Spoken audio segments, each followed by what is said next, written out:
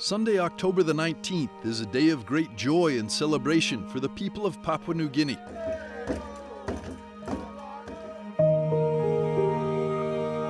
For the first time in history, an indigenous saint to the island, Peter Turat, is being canonized by Pope Leo XIV.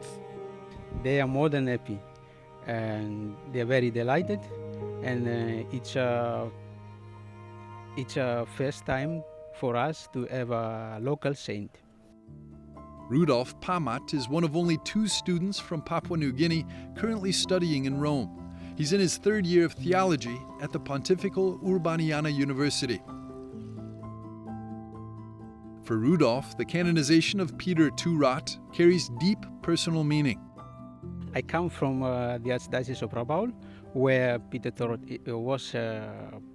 was martyred. The feast of Blessed Peter Turat was instituted by Pope John Paul II. That's on the 7th July. So I come to know more about Blessed Peter Turat when we celebrate the feast.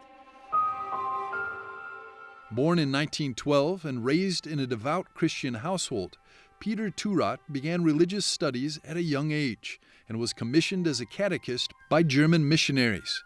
Known for his spiritual strength, compassion, and unwavering commitment to teaching, Peter quickly became a pillar of his local community. Peter Turat è una bella figura, soprattutto una figura. Peter Turat is a beautiful figure, a husband, a father, and a catechist. He comes from the very first generation of Christians in Papua New Guinea. His parents were among the first to be baptized. During the Japanese occupation of Papua New Guinea in the 1940s, both foreign missionaries and Catholic Papuans were imprisoned and executed, and Christianity was outlawed. Despite this, Peter Turat continued baptizing children, leading prayers and ministering to the sick and elderly. In 1945, he publicly denounced the promotion of polygamy, which the Japanese had encouraged in order to ingratiate themselves with local tribes. Peter Turat was then arrested, and after 2 months in prison, was secretly executed by lethal injection. Peter Turat he was martyred by defending the sacrament of marriage, and it's a time to renew our commitment to, like, for couples. They have to. It's a time now to renew their commitment to each other, to the sacrament of marriage, and for all of us to renew our commitment to God in our state of life, like religious laity and of course the clergy. Peter Turat was beatified by Pope John Paul II in Port Moresby, the capital of Papua New Guinea, in 1995.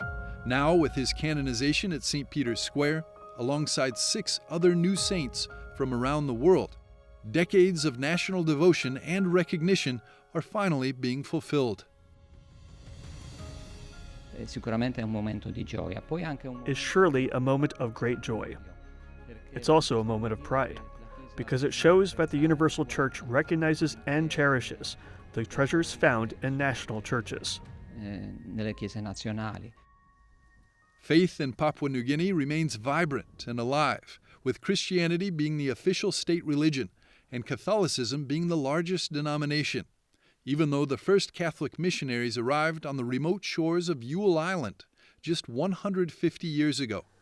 During Pope Francis's apostolic journey to Oceania in 2024, our EWTN team had the privilege of visiting the site where Catholicism first took root and where the very first Mass was celebrated by missionaries in 1885.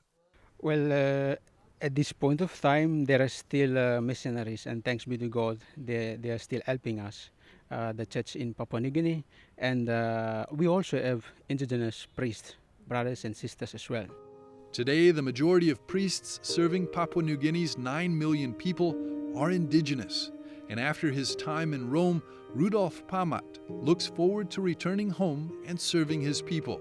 My dream is to be with the people, wherever my bishop wants me to go.